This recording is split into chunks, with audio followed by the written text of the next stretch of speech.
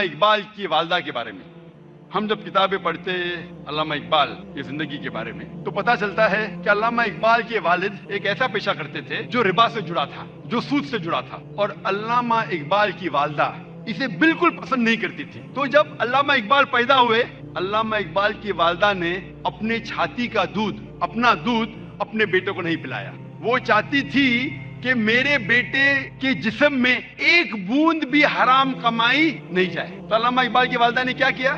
اپنے زیورات بیچے جو خود کے تھے، الحمدللہ حلال کمائی کے تھے، زیورات کو بیچ کے ایک بکری خریدی اور اس بکری کے دودھ سے پرورش کی علامہ اقبال کی، اور اللہ نے پھر ان کے شوہر کو ہدایت دی اور وہ بھی سیدھے راستے پہ آ گئے، اور پھر اللہ نے ایسا شخص، علامہ اقبال جیسا شخص بنایا۔ ایسی کئی مثال ہے، اور ایک مثال ہے والدہ کی، شیخ عبد القادر جیلانی رحمۃ اللہ علیہ۔ شیخ عبد القادر جیلانی رحمۃ اللہ علیہ الحمدللہ توحید پہ تھے، اور انہوں نے اس شہر ہندوستان میں اسلام کا دین پھیلایا۔ ان کا بڑا ہاتھ ہے، اور وہ توحید پہ تھے، اسلام کا صحیح پیغام گھروں تک پہنچایا۔ اور ان کی والدہ نے شیخ عبد القادر جیلانی رحمۃ اللہ علیہ کو سکھایا تھا کہ بیٹا تو ہمیشہ سچ بولنا، کبھی جھوٹ مت بولنا، چاہے تیرا نقصان ہو چاہے تیری جان جائے۔ ایک وقت جب شیخ عبد القادر جیلانی رحمۃ اللہ علیہ جب ایک سفر کر رہے تھے تو ان کی والدہ نے کچھ اشرفیاں ان کے کپڑے میں سی دی تاکہ وہ گم نہ جائے، تاکہ کوئی انہیں چوری نہ کرے۔ جب وہ سفر پہ نکلتے ہیں تو ایک ڈاکوؤں کا گروہ انہیں پکڑ لیتا ہے، اور جب جانچ پڑتال کرنے کے بعد کچھ پیسہ نہیں ملتا ہے تو وہ ڈاکو کہتے ہیں شیخ عبد القادر جیلانی رحمۃ اللہ علیہ سے کہ تیرے پاس کچھ پیسے نہیں؟ انہوں نے کہا ہاں ہے، میری ماں نے میرے کپڑوں میں سی لی ہے، اور وہ جگہ دکھاتے ہیں۔ وہ ڈاکوؤں نے کہا کہ اگر یہ بچہ ہمیں نہیں بتاتا تو ہمیں کبھی یہ اشرفیاں نہیں ملتی ہے۔ وہ اتنے خوش ہوئے اس بچے کی ایمانداری سے اور پوچھا کہ تم نے ہمیں سچ کیوں کہا؟ تو اس نے کہا کہ میری ماں نے مجھے سکھایا ہے کہ کبھی جھوٹ نہیں بولنا، چاہے میری جان جائے۔ وہ ڈاکو اتنے خوش ہوئے کہ انہوں نے ڈاکہ ڈالنا چھوڑ دیا۔ ایسے کئی مثال ملتی ہے۔ جب تاریخ پڑھتے ہمیں مثال ملتی ہے، تاریخ پڑھنے کے بعد امام شافعی رحمۃ اللہ علیہ کی والدہ وہ یمنی تھی، اور ان کے والد قریش تھے، اور بچپن میں ہی ان کے والد کا انتقال ہو جاتا ہے، تو ان کی والدہ جدوجہد کرتی ہے اور امام شافعی رحمۃ اللہ علیہ کی پرورش کرتی ہے، اور ان کی خواہش تھی کہ میرا بیٹا علماء کے درمیان اپنا بچپن گزارے، اسی لیے سارا انتظام کرتی ہے اور امام شافعی رحمۃ اللہ علیہ کو مکہ بھیجتی ہے علماء کے درمیان جینے کے لیے۔ تو بچپن سے امام شافعی رحمۃ اللہ علیہ علماء کے درمیان ان کی پرورش ہوتی ہے، اور اللہ سبحانہ و تعالی ایسے ایک امام کو کھڑا کرتے ہیں، امام شافعی رحمۃ اللہ علیہ۔ قربانی تھی، پلاننگ تھی ان کی والدہ کی، مستقبل سوچا ان کے والدہ نے۔ میں اور ایک مثال دوں گا، امام بخاری کی رحمۃ اللہ علیہ۔ امام بخاری کی والدہ کا بڑا ہاتھ ہے امام بخاری کی پرورش کرنے کے لیے رحمۃ اللہ علیہ۔ امام بخاری رحمۃ اللہ علیہ کی یادداشت بہت بہترین تھی، بہت پختہ تھی، لیکن افسوس کی بات ہے کہ بچپن میں ہی وہ اپنی آنکھ کی روشنی کھو دیتے ہیں۔ آنکھ کی روشنی کھونے کے بعد اس وقت کے سب سے بہترین ڈاکٹر کو دکھانے کے باوجود ان کی آنکھ کی روشنی نہیں آتی۔ اس کے بعد امام بخاری رحمۃ اللہ علیہ کی والدہ روز لگاتار اپنے رب، اپنے خالق اللہ سبحانہ و تعالی سے دعا کرتی ہے کہ میری بیٹی کی روشنی لوٹا دے۔ اس کے بعد کئی عرصوں بعد اللہ سبحانہ و تعالی ان کی والدہ کی دعا سنتے، اور ان کی والدہ کے خواب میں آتے ہیں حضرت ابراہیم علیہ السلام، اور حضرت ابراہیم علیہ السلام فرماتے کہ تیرے بیٹے کی روشنی لوٹا دی گئی, اور صبح کو امام بخاری رحمۃ اللہ علیہ وہ پھر سے دیکھ سکتے ہیں. تو یہ مثال ہے والدہ کی, کس طریقے سے انہوں نے اپنے بچوں کی پرورش کی. میں اور ایک مثال دوں گا. دو لوگ تھے جو آپس میں بہت محبت کرتے تھے, فاروق اور صالحہ. اور فاروق اور صالحہ آپس میں محبت کرتے تھے. انہوں نے شادی کی. شادی کے 3 مہینے بعد جہاد کا اعلان ہوتا ہے اور فاروق جاتے جہاد پر.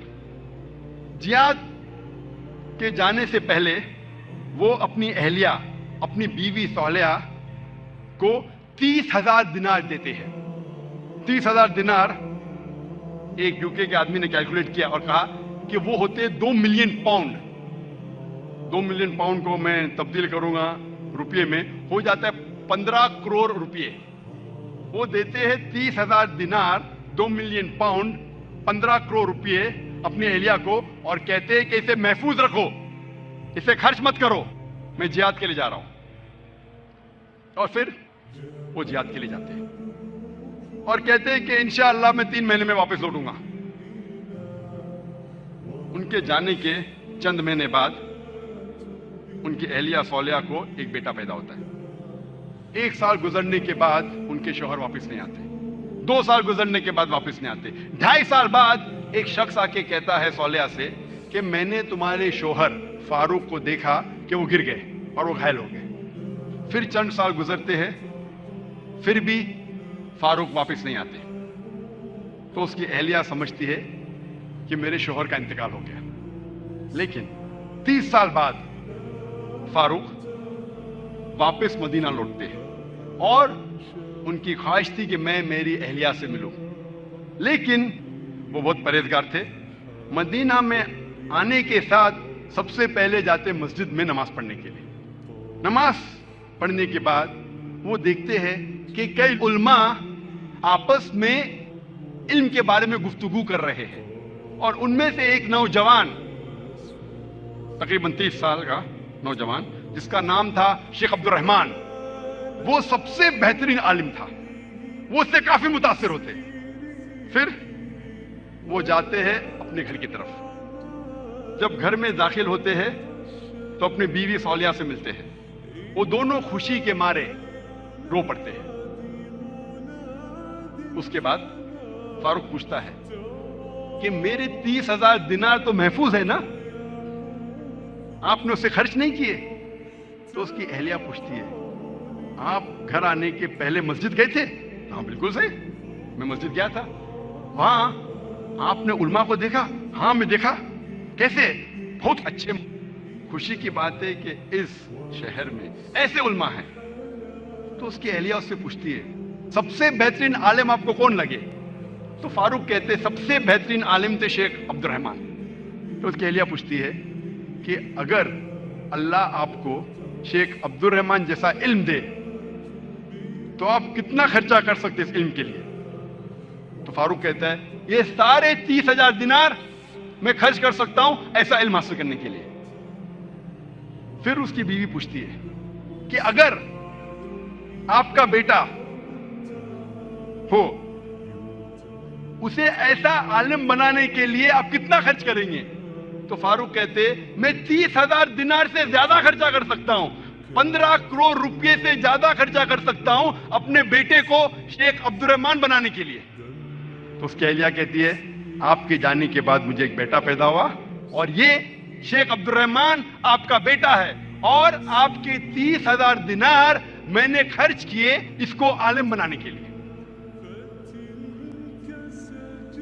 آپ سوچ سکتے اس وقت بیٹے کو عالم بنانے کے لیے والدہ خرچہ کرتی ہے 30,000 دینار, 2 ملین پاؤنڈز, 15 کروڑ روپے. آج کون سا مسلمان اپنے بیٹے کو عالم بنانے کے لیے 15 کروڑ روپیہ خرچہ کرنے کو تیار ہے؟ ہاں ڈاکٹر بنانے کے لیے نو پرابلم, ڈونیشن دیں گے, رشوت دیں گے, 10 لاکھ, 15 لاکھ, 20 لاکھ, 50 لاکھ, 1 کروڑ ڈاکٹر.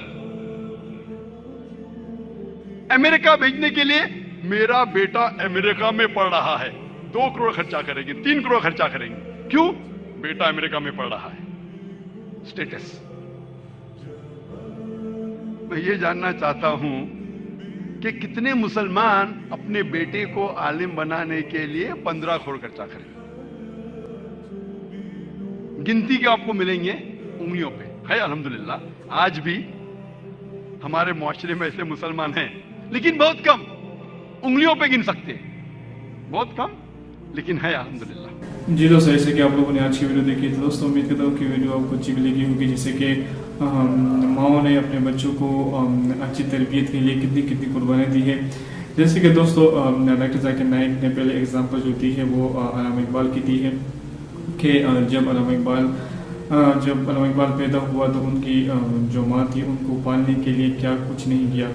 جیسے کہ آپ لوگوں نے بات سنی ہے کہ ان کے جو علامہ اقبال کے جو والد تھے وہ سود کا کام کرتے تھے, لیکن کبھی بھی جو ہے علامہ اقبال کی جو ماں ہے اس نے اپنے بچوں کو اپنی چھاتی سے کبھی دودھ نہیں پلایا. کیوں نہیں پلایا؟ وہ کبھی بھی نہیں چاہتی تھی کہ میرے بچوں کے پیٹ میں جو ہے وہ حرام کا دودھ جائے اور یہ حرام کے مال سے وہ پلے. اس طرح جو ہے وہ علامہ اقبال کی ماں نے ایک بکری خریدی اور وہ اس بکری کے جو دودھ تھے وہ اپنے بچوں کو پلاتی تھی. تو اس طرح جو ہے ایک ماں نے جو ہے وہ اپنے بچوں کی صحیح طریقے سے تربیت کی. پھر علامہ اقبال جیسا شاعر اور اتنے بڑے جو ہے وہ اس کے پاس جو علم تھا وہ ماشاءاللہ کافی بہت زیادہ تھا, ماشاءاللہ بہت ایک اعلیٰ ترین ظرف کے جو ہے وہ اپنے ماں کے جو ہے وہ اولاد تھے دوستوں. تو اس طرح جیسے کہ ڈاکٹر ذاکر نائک نے دوسرا واقعہ سنایا کہ اس طرح امام شافعی رضی اللہ تعالیٰ عنہ نے جو قربانیاں دی ہے, جس طرح اس کے جو والد صاحب تھے وہ بچپن میں ہی وفات پا چکے تھے, اس طرح اس کی ماں نے جو ہے اکیلے میں جو ہے وہ محنت کر کے اس کو پالا, اور اس کی جو محنت تھی وہ بچپن میں ہی اسے مکہ بھیج دیا تھا کہ وہ عالموں کے ساتھ بیٹھے گا تو انشاءاللہ ایک دن یہ بہت بڑا عالم بن جائے گا. تو اس طرح آپ دیکھ سکتے ہیں جو دوستوں امام شافعی بہت بڑا جو ہے وہ عالم ہے اور کتنی خوبصورت جگہ میں جو ہے وہ امامت کر رہا ہے. تو دوستو اس طرح جو ہے جیسے کہ ڈاکٹر ذاکر نائک نے دوسرا واقعہ جو ہے سنایا ہے کہ ایک ہمارے پاس ایک صحابی تھا, وہ جہاد کے لیے جا رہا تھا اور اس نے اپنی بیوی کو جو ہے وہ 30,000 شرط درہم جو ہے وہ بیوی کو دے دی تھی, جس کی جو آئی تھنک ابھی جو اس سے بنتے ہیں وہ 15 کروڑ روپے بنتے ہیں.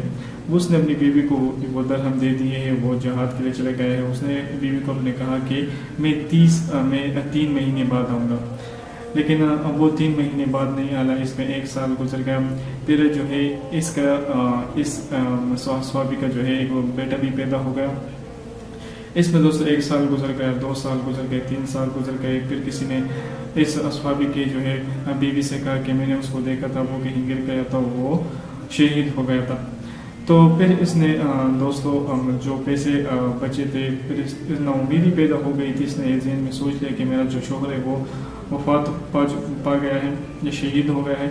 تو اس نے اپنی ساری جمع پونجی جو ہے وہ اپنے بیٹے پر لگا دی, وہ بڑا عالم بن گیا ہے. تو اس کا جو ہے